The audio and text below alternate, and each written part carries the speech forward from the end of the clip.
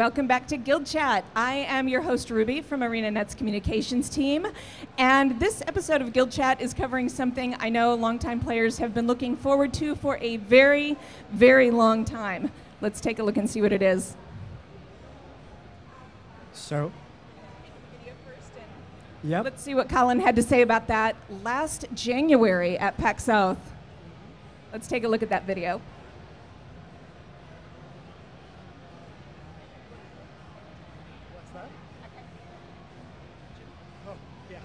Actually, they might be having some technical difficulties showing the video, so I'm going to put you in the hot seat.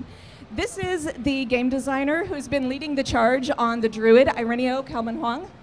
Yep. Hey, what's up? It's a pleasure to be here and finally get to talk about the druid. Yes. Been kind of, zip-lipped this whole bloody time, and it's a huge weight off of my chest to actually get to talk about it because, as I'm sure many of you are aware, we can't talk about things until they're actually going out. Don't want to make promises, but it's been eating at me. Yeah, it's going to be pretty much great. Let's start with a kind of overview of what the druid is all about. Can you kind of give us a foundation for this? Okay, so the druid is going to be bringing heavy healing to Guild Wars 2, unlike anything you've ever seen before. It's going to be a really strong support, and it's going to be really powerful in the new and upcoming raids situations. Those of you excited for raids, by the way, we are going to be talking about that tomorrow, so don't miss that. It's not only going to be really useful in raids, but also in potential world v world scenarios and fractals, dungeons, and most of the content of Heart of Thorns, where there's going to be a lot more pressure on the player that you simply can't dodge to survive. The Berserker meta is not going to just cut it. You look really, really smug about that. I just want to point out that you look... Oh yeah. The All Berserker right. meta is something that has been great, fun, but it's not super healthy for the game. And we're kind of pleased that we're actually able to take steps towards greater variety of builds. All right, well, why don't we go ahead and dive in. I have my cheat sheet because we have a lot to go over, and I'm afraid I'm going to say it wrong. So like we talked about way back when at PAX South, the druid has a staff, and the staff skills, they're kind of about positioning. You can speak to this better than I can, so I'm like, I know it's support through positioning. Yeah, so as I mentioned, the druid's going to be pretty heavy healing, and a lot of that is going to be coming in the form of positional support. The staff 1 skill, the auto attack, is going to be a beam attack on a target, and it will do damage to the target, of course, but any allies in between you and the target will actually be healed by being in the path of the beam. All right, so that one's Solar Beam, and Yep. we can take a look at that. Those of you who have been watching for a while will notice that the tradition of moose continues. Indeed. All right. We can't really get away from the moose. At least I can't. It's just too much fun to see them prancing around. Nice. Yeah, so Solar Beam, the numbers you're seeing there, those are with pretty much no stats. So take that into account. They're going to be more awesome. No stats, it's okay. Yeah. And the second skill is going to be Astral Wisp. Yeah. With this skill, you cast out an Astral Wisp onto the target, and it begins to circle the target, dealing damage initially, but then any allies that it passes through will be healed in the process as well. So this is really useful support for anyone that's in melee. Nice. All right, and up next, Ancestral Grace is one that I kind of enjoyed. I wasn't entirely good at it. You had a lot of fun watching me screw this up. Yeah, Ancestral Grace is quite a bit of fun. It's a positioning-based skill, whether it's a movement-based skill that gets you into position to wherever you want to be. You can use it for escapes, you can use it for closing the gap, and it heals allies at the location where you end up. So this is kind of also a burst because it creates a blast finisher at that locale. Nice. And the fourth skill on staff is Vine Surge. Yeah, so this is the skill that many of you saw during the initial trailer for Heart of Thorns. This fires off a cascade of vines that shoot towards your enemy, doing damage and immobilizing them. And also, any allies, like those moose happen to be in the video, are freed of any movement impairing conditions in the process. We did make the moose allies for just a little bit, so you are welcome. We felt kind of bad about all the terrible things we were doing to them. All right, and the last one is Sublime Conversion. What does this one do? So Sublime Conversion is a means of essentially taking any damaging projectiles and negating them, but not using destruction or reflection like we've seen in many other skills in the game. This one actually takes all those projectiles that are coming in during the time and turns them into healing projectiles. So they will continue on towards you, but if they strike you or any allies, it will heal you. All right, so anything that passes through there is no longer doing damage, it's actually healing you. Any projectiles, yes. Any projectile that would pass through there, from grenades to rapid shot fire, any missiles from scepter attacks, they all simply become healing pellets that now they're like delicious candy suddenly that you actually want to get behind and nom nom. I feel like you dropped a ball somewhere by not calling something nom nom. So the thing about this skill that I had asked to Irenio that I wanted to know about, what about things that are coming from above? And what he explained to me, this is where positioning becomes super, super important, because anything that comes above is not passing through that wall. You're going to need to watch your positioning and get to where it's coming in at an angle, at enough of an angle to still pass through that wall. Yeah, essentially. I mean, you're not just positioning the wall, but you're also positioning yourself. And any allies that can see this up, it's like, oh, hey, get behind that thing, because that turns something that would be doing damage to you, 100% of it, into instead the opposite. It's amazing. Nice. All right, so do you want to look at the utility skills? Please say yes, because they're so cool. All right, yeah, we can do some of the utility skills just for you, Ruby. Thank you. So these are all glyphs, right? The druid is going with glyphs on the utility side. That's right. Glyphs, traditionally this has been one of the mainstays of the elementalist, where they change forms, and depending upon what form they're in, the glyph does something different. The druid is also going to have multiple forms now.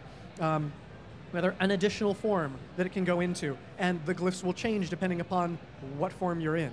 Nice. Okay, first one is Glyph of Rejuvenation. Yes. So this is the heal skill. But the druid is, again, a heavy healing class. The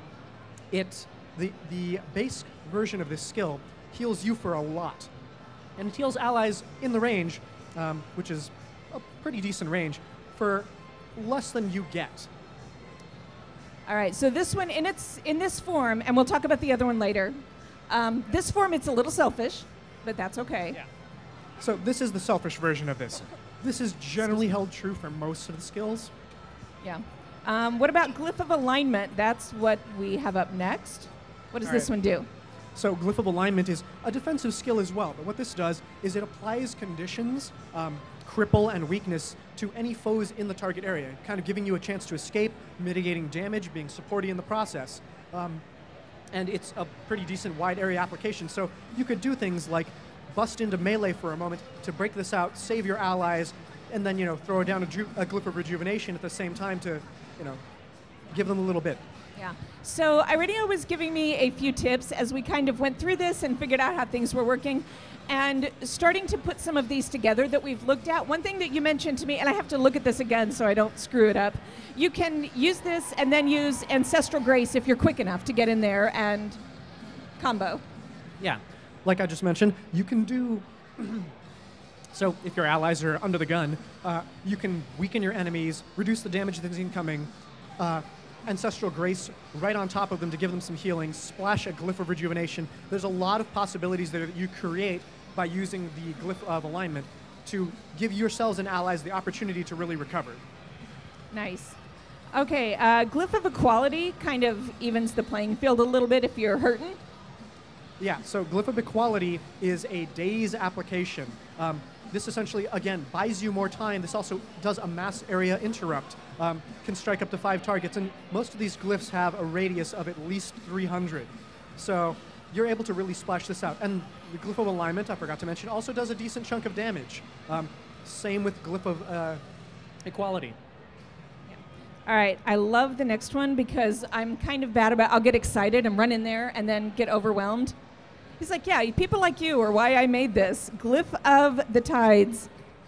So Glyph of the Tides. This is an AoE knockback for a 360 radius. So you can really knock back, take out again, create an opportunity for you and any allies to escape or interrupt potential problems that any enemies are creating. I expect this one will see a fair amount of use in PvP, World v World. These are situations where basically taking someone out of the position they want to be in is really going to give you a role that's very impactful. Nice. All right, one more, Glyph of Unity. This is one that I'm having a little bit of trouble mastering, but I'm going to take you back because we actually skipped one. Oh gosh, see, this is why I had the cheat sheet. Glyph of Empowerment. I am so sorry. Glyph of Empowerment, apparently I don't like. Sorry. Yeah, no worries. So Glyph of Empowerment, what that one actually does is it's a damaging support utility. What this does is it boosts all allies near you. The damage that they do for the next 5 or 6 seconds is increased, as well as your own. So this is kind of the time when you want to let people know, hey, I'm about to do this. Break out all your huge damaging abilities and let's really like chunk down a boss. It's time to hit things. Yeah, exactly. And now we can move on to the final glyph. No, forget it. Now I'm mad. It was my own fault. Tell me about Glyph of Unity, Irenio. Okay. I apparently really want to get to that one. Okay, so the Glyph of Unity is it's your elite skill. It's doing something we haven't really done before. What it does is it tethers you to allies. So in your base form, what this does is any damage that you take during that time gets propagated. You deal damage to all enemies that you have tethered yourself to. So this is like you take 10 strikes, all enemies that you've tethered with this, say it's 3 enemies, say it's 4 enemies, each one of them is taking 10 strikes of damage from you for doing that. Now, you're still taking it too. It's not bypassing you. Right, that's right. So there is the trade-off there, but this is when you want to do things like, throw on that the Glyph of alignment in order to weaken the damage that you're taking, because the damage that you take, you're going to take less of it, and they're going to take the same amount of damage. So you could also do things like, with some of the old skills, rather the core skills for the Ranger, pop a Glyph of Stone, and you're going to take no damage, and every strike that they put on you during that time, they're going to be taken in return. Nice. All right, so these are really, really fun on their own, but they are getting better because we also have, there's an inverse of all of them through, I'll let you do it because it's pretty great. All right, so I guess we now have to talk about the new class mechanic that's being added to the druid.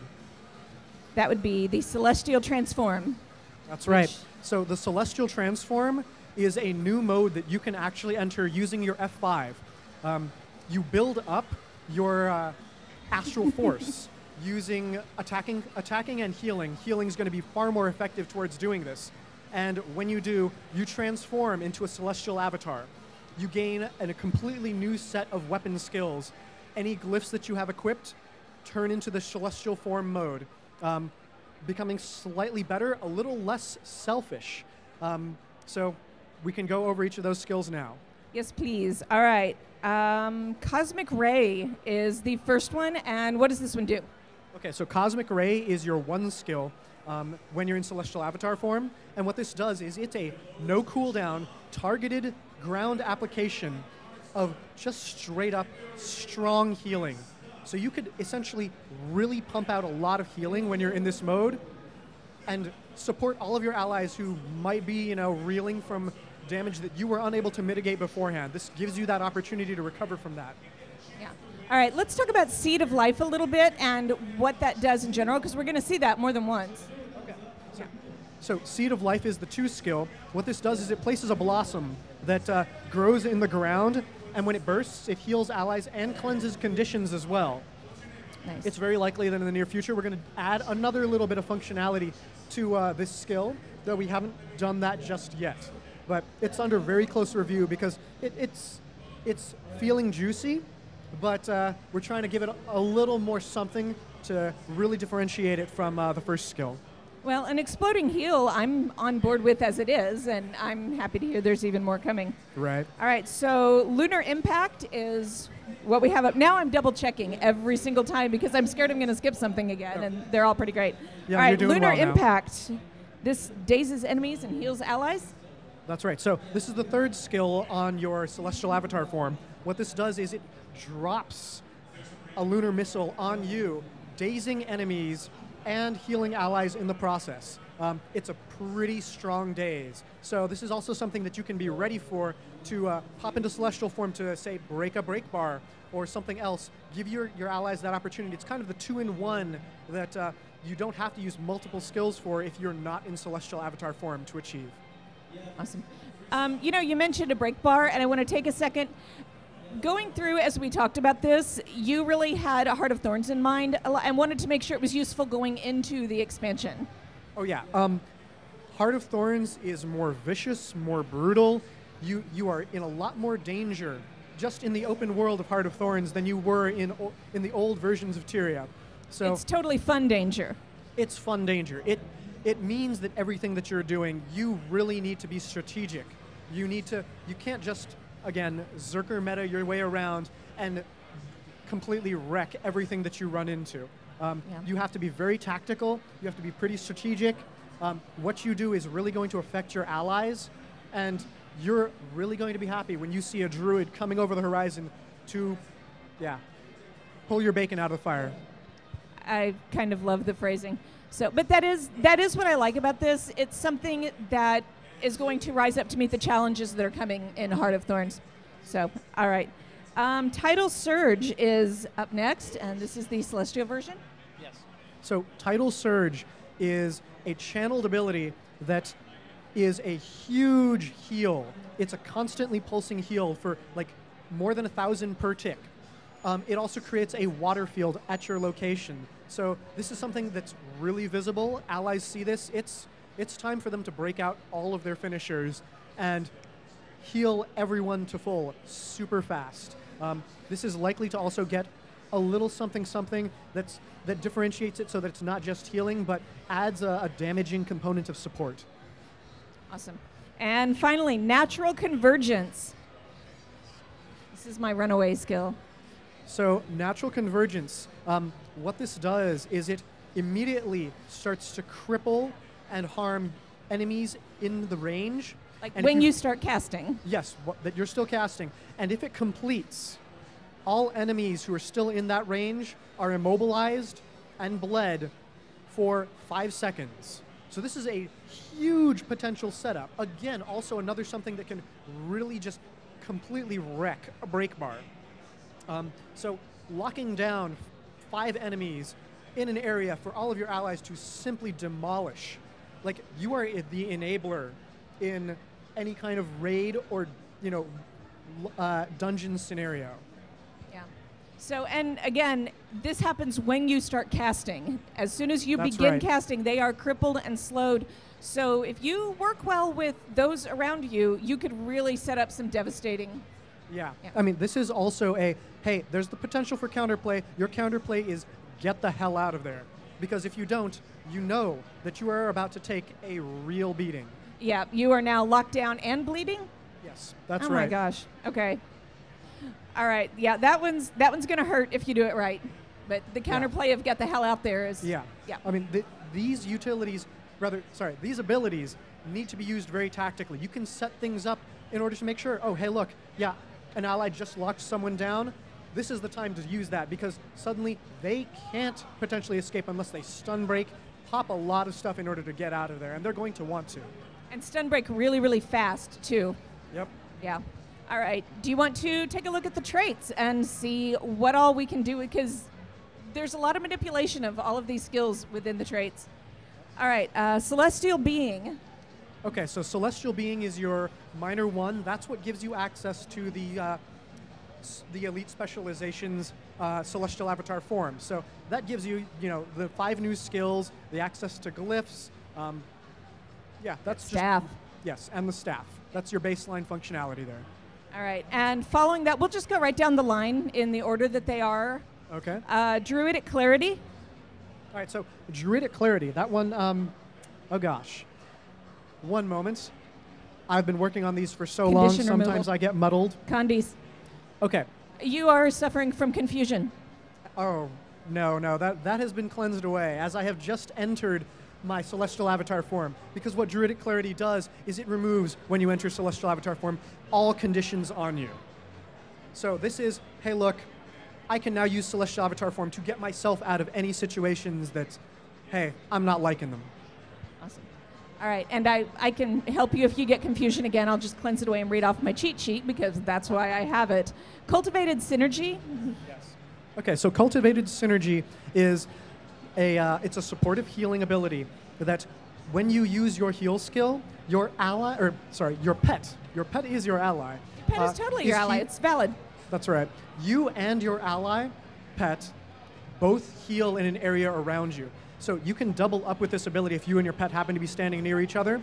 So you get double the heal there that one of you would get alone. All right, Primal Echoes. Now it feels like a trivia show. What does it do? Okay, so Primal Echoes is your staff skill. What this does is it reduces the recharge on all of your staff skills, and it makes it so that when you swap to staff, you daze all enemies in an area around you. And this also triggers when you are leaving Celestial form, because leaving Celestial form, you had that new set of weapon skills. You're now getting your staff back. If you happen to be using it, boom, instantly daze as soon as you leave Celestial form. Nice. All right, next minor is Live Vicariously. Okay, Live Vicariously is your minor 2. What this does is this gives you the support that you would otherwise that you were giving to your allies. By every time you heal an ally, you are also healed. This makes you very, very sustaining and stable because you are outputting a huge amount of healing to your allies if you want to. You start to get low, you can pump out healing to allies, heal them, and you don't have to make that decision between being selfish and being supportive. You can do both at the same time. Awesome. It makes it really easy to be generous with your heals. Thank you. Let's see. Celestial Shadow. Okay, Celestial Shadow. That's another runaway one. I love it. Yeah, Celestial Shadow is another ability that happens based on when you are in Celestial form. Specifically, when you leave Celestial form, this applies an AoE super speed and an AoE stealth to you and all allies around you when you leave it. So you can actually choose to leave Celestial Avatar form early in order to kind of create this chance for you and allies to get where you need to be and mitigate a bunch of damage. Nice. And Verdant Etching. I'm just going to make up pronunciations now. I'll be over here. Okay, Verdant Etching is your glyph skill. It reduces the recharge of your glyphs, and it also makes it so that every time you cast a glyph, you plant a seed of life that heals allies and cleanses conditions around that location. That's that seed earlier that we mentioned, so if you see that popping up, you're going to want to run for it if you're anywhere near. Yeah, I mean, this is this really plays into the role of you being supportive and also gives the druid something that covers the condition weakness that rangers have often had. All right, how about Natural Stride? So, okay, Natural Stride is a movement-based ability. What Natural Stride does is it gives you effectively 33% movement speed increase. That's equivalent to having swiftness on you constantly, so long as you do not have a movement impairing ability on you. So this is great for getting from place to place, world v world, map moving, just open world travel. All right, and we are going over to Natural Mender, which again makes it easy to be generous with your healing. Yes, it does. So Natural Mender increases your outgoing healing. Guess what? When you heal. So if you chain a bunch of healing together in like a really big burst, as you do so, every successive heal, because this is a stacking ability, gets stronger and stronger and stronger, and it stays that way for a good while. Nice. All right, you want to move on to the last round, and that's Grace of the Land is your next one. Okay, Grace of the Land is the first of your Grandmaster traits. What this does is it makes it so that every time you enter Celestial Avatar form, incoming condition damage to you and allies is reduced by 1/3. Incoming condition damage is reduced by 1/3. This gives you a huge amount of mitigation and really helps protect your allies when situations where, say, oh, someone forgot to get out of the fire. Yeah, don't be that guy, but in case you are that guy, the druid can actually save you long enough for you to make up for your mistake. All right, still don't be that guy. Yeah, don't be that guy. Don't make the druid have to go this way. But it's pretty powerful anyway because very frequently you're just going to have a lot of damaging conditions on you come Heart of Thorns, and this can really give people another opportunity to do what they need to do, survive long enough to take down that big baddie who is really messing you up. Love it. All right, and Lingering Light. This is the one that I'm probably going to go for on my ranger. Yes. So Lingering Light, what this does is this makes it so that every time you heal an ally, the Astral Wisp, your Staff 2 ability, gets played on that location. So, or on your location. So this kind of makes it so that ranged, unlike how Astral Wisp, it plays that wisp around the enemy that you target, thus helping melee who are in there taking a beating. You can be standing out at range because the staff is a ranged weapon, and any range that happen to be near you can just kind of get nearby. They don't have to stand directly on you, but then they can pick up this healing that you are now outputting passively around your location, and you can actually move around them in order to make it so that it passes through them even more frequently. And Druid Staff has decent range too, so it's 1200? Yes, it has a pretty hefty range, and this is useful because, again, it's a very positioning-based ability. This gives you a lot more range of movement. You can kind of close to mid-range, you can stay at long range, depending upon where some of the ranged on your team might be. Yeah, so you can be pretty far out there, and Lingering Light is still going to do its thing. That's right. Nice. And Ancient Seeds is the last one. So, okay. This is just like this makes it worse and worse for the people you're fighting. It really does. So what Ancient Seeds does is it actually plays some entangling roots. If you strike an enemy that happens to be dazed or CC'd in some other fashion, like if they're knocked back, if they're stunned, if they're dazed, you hit them while they're in that phase, boom, they're getting entangled for 5 seconds, immobilized, bled. It's going to be pretty painful for them. And so if you happen to, say, daze or knock back several enemies with, I don't know, Glyph of the Tides maybe, and then you hit a bunch of them with, say, another glyph or an AoE ability, it's going to hit each and every one of those. It does have an ICD, but if you use a single ability that strikes them all at the same time, all of them are going to be afflicted by this ability, by this trait. Awesome. All right, so that was our full run-through of the traits. That's right. Hope you're looking forward to it. Some of these things may still change, but that's what we've got for you right now. Awesome. So while we were going through the skills earlier, you may have noticed a pet you haven't seen before. You were running with a tiger, weren't you? That's right. There are new pets that will be available in Heart of Thorns. The tiger is only the first among them.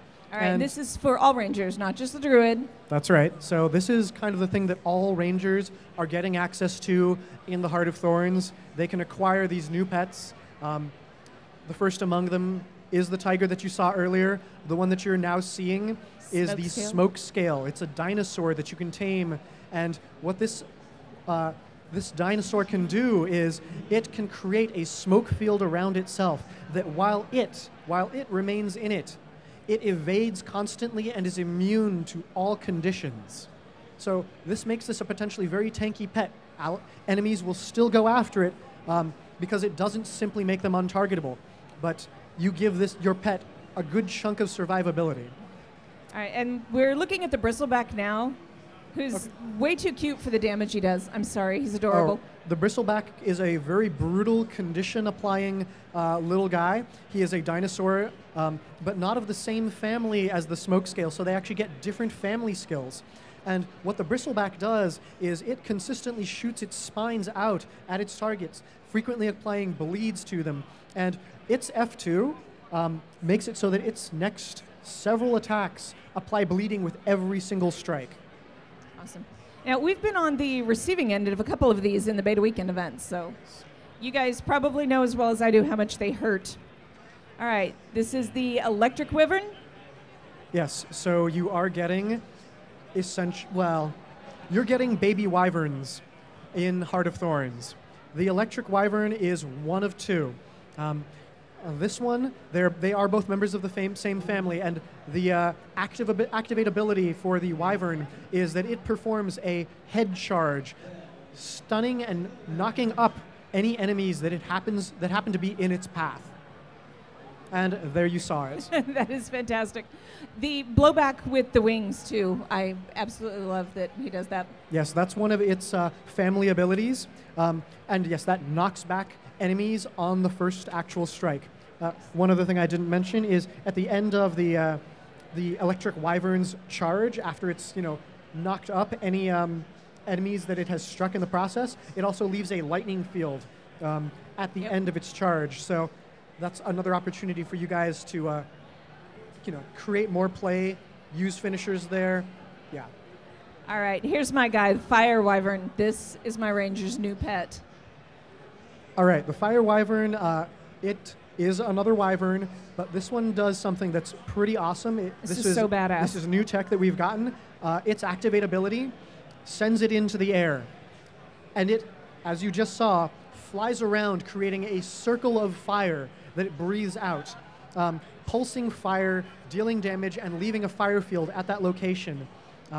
It's also immune while it's in the air, so enemies that were attacking it, they have no idea what to do other than move on to something else. And if they're caught in that area, say you locked them down with a glyph of alignment, or used natural convergence. That's right. Or you happen to be running with natural convergence. Yeah, they're caught in a fire field taking constant burning, and you can blast that, buff up your might for you and your allies, or apply burning through projectiles, whirl finishers. Yeah, it's pretty bloody potent. Yeah, so my ranger had her 3rd birthday recently, and this is absolutely going to be her birthday gift from me after hot launches.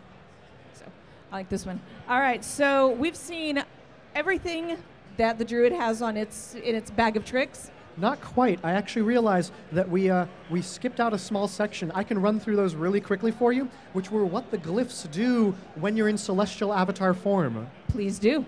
All right, so glyph of alignment, That's take right, it we're back. turning these inside out. So glyph of rejuvenation, your heal skill. We mentioned early on that each of the glyphs does something different when you're in celestial avatar form. Glyph of rejuvenation, it's initially a selfish heal. What it does when you go into celestial avatar form is, instead of healing you for like 5,000 or 6,000 and your allies for a few thousand, for 1 or 2, we turn it around. You go into celestial avatar form, you get healed for 1,000 or 2,000, and all allies, up to 5 of them in the area, get healed for 5,000 or 6,000 plus any healing power that you might be running. So that's like the potential for a 5,000 or a 25,000 plus heal. And a quick note: bear with our increased confusion that we're taking. It is super loud in here, and it's a little harder to focus than normal. So, yeah. What? Yeah, Okay. TwitchCon. Sorry, Ruby, did you say something? No idea. Yeah, it's All a right. little loud here at our booth. There's a lot of people running around. Yeah, so what's next up? Okay, so next up we've got the glyph of alignment. On the flip side, this instead applies useful abilities to your allies. So instead of applying conditions to your enemies, what this does, I'm going to take it back for just a moment. And this is why I gave you cheat sheets. Yeah, that's right, because even I need these for some of the ordering because we've now gotten a little bit off track. That's okay. So You're allowed. yeah, so it kind of does the opposite of, like, each of these glyphs does something very lateral from what the base functionality is.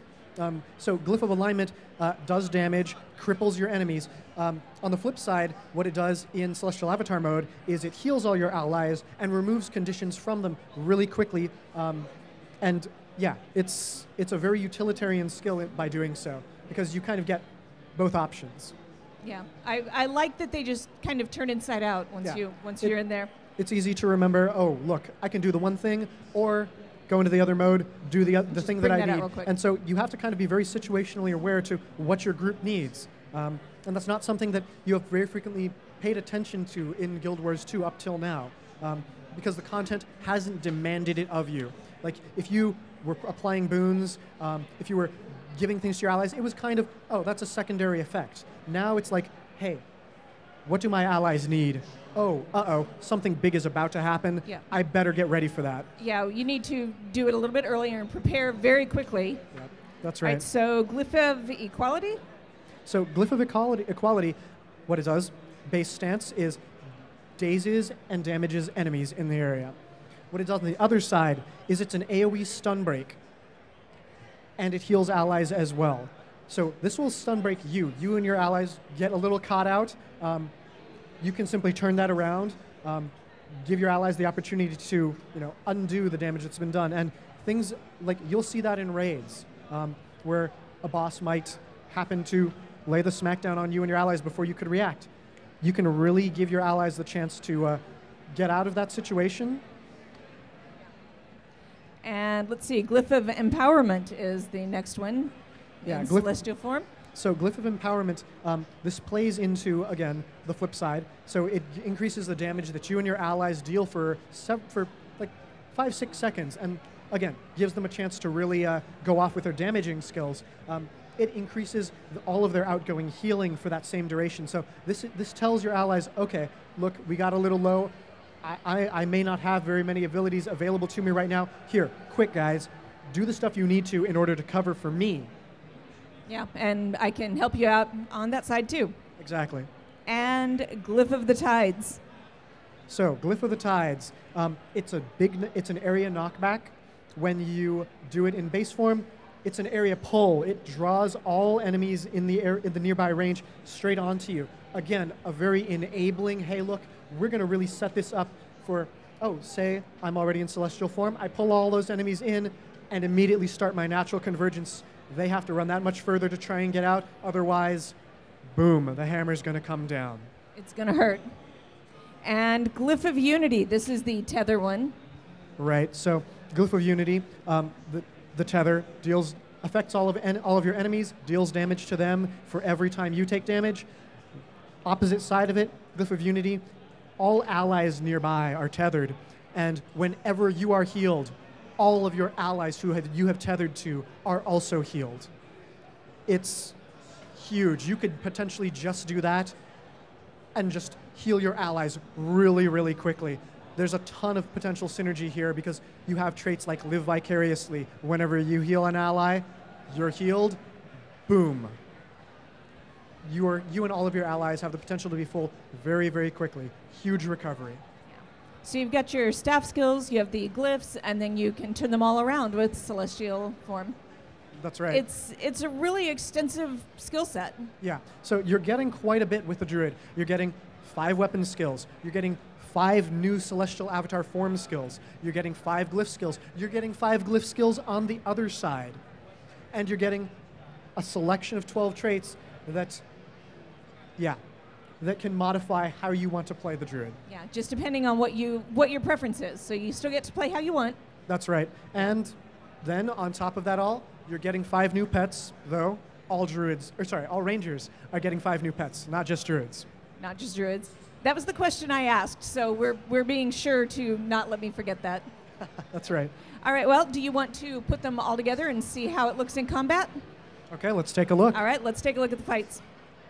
So this was a thing that Irenio was doing and kind of showing me what it can do. Yep, that's right. So here we're going in on one of the PvP enemies, locking them down, and then immediately, like I mentioned, having your Fire Wyvern go a little bit crazy, placing a tether on them so that any damage that they do, unfortunately, this time not too much immediately, they would have been dealing back to themselves, throwing down an Astral Wisp so that you could see, hey, any damage I'd taken, immediately knocked back.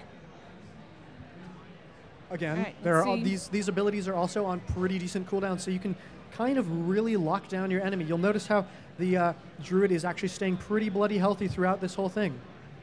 Yeah, he's doing really, really well.